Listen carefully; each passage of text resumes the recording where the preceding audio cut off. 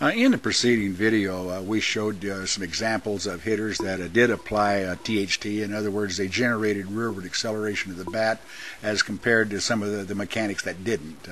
So now let's take a look. I'm going to use Pedroia here and try to discuss a little bit about the actual mechanics now of generating THT. Let's take him forward here now till he just starts down. All right, now I want you to notice here.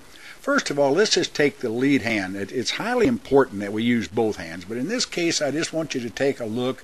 Let's just take the lead hand off the bat so that only his right hand is on it. And I want you just to pay attention to the rotation of the forearm now and how the forearm works as it lowers.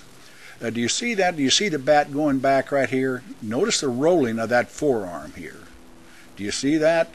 That is highly important, all right?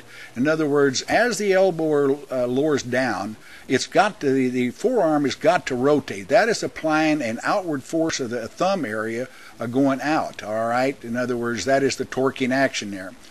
So in other words, a great deal the rearward acceleration comes from the forearm itself just rotating. Now take a good look again here now. See the rotation there? Note he's really not really trying to lower it. He's trying to rotate that forearm to get that bat headed rearward. There, as we can see, obviously as the lead arm pulls on around, it's going to pull the hands around, but at the same time, once again, notice the rotation of the forearm. Now, in actual, when we teach students this and we take video of them just using one hand, they can only generate about 50% of the bat speed going to need as it comes down, because the forearm itself can't just supply that much energy. So now let's take a look at the lead hands roll. All right, now let's take a look, like I said, at the lead hand, and let's cycle him forward here again. Now notice the pull on that lead shoulder. Now that lead shoulder, as it pulls, notice the arm angle didn't change, so that supplied a direct pull on the knob of that bat. All right, and it continues here. That is highly important. That supplies the other part of the torquing action. Now, as the back forearm is rotating and lowering, the back thumb now is actually applying an outward force in this direction like this, all right? So, in other words, now as the lead hand now pulls down in this direction, all right, that is a torquing action, and it's highly important that we get both, the rolling of the forearm and this push-pull action on the bat to cause that to accelerate there. And let us just cycle him forward here a little bit again. Now notice that the lead shoulder keeps pulling on that arm, all right? And as it does, it sends the bat head rearward. All right, as the back forearm rotates and the back thumb heads backward, the lead hand now is pulling forward. That is applying torque that is causing this bat head to come around.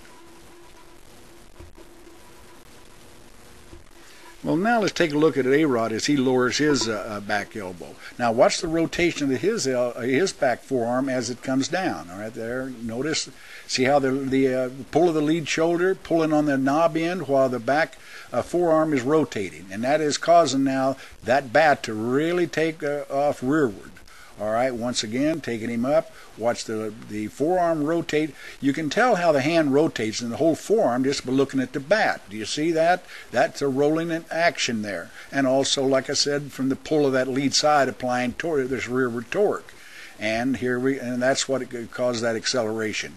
I think from here we can look at a number of different ball players and see the same thing. They have slightly different styles in how they do it, but the principle remains the same in all of them.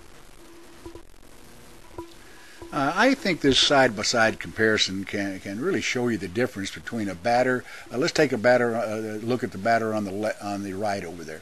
Notice that as he lowers his arm, all he's doing is just get into position here so that he can now turn and drive with the back hand, as we see here. All right. Now then, if we take a look at Pedroia, though, on the other side, notice here that his lowering of the elbow, actually he is using THT to accelerate the bat head rearward. Now from this position, I think it's obvious that there's no way can the batter on the right catch up to the bat speed that Pedroia has already developed here. That's the main thing I wanted to show. In other words, One batter is just lowering the forearm without rotating it and not developing very little rearward acceleration. And this is what we normally see. I'm not just picking on this batter. In fact, I think he represents about 95% of the batters that I've looked at. But those that can acquire this skill, the skill that we see of Pedroia on the left, and it's not easy. I can guarantee you that it takes a lot of practice and a lot of figuring out for yourself what is the best way to roll that forearm and apply that force that accelerates the bat head rearward. But in the long run, I think you're going to find it highly beneficial once you get it perfected.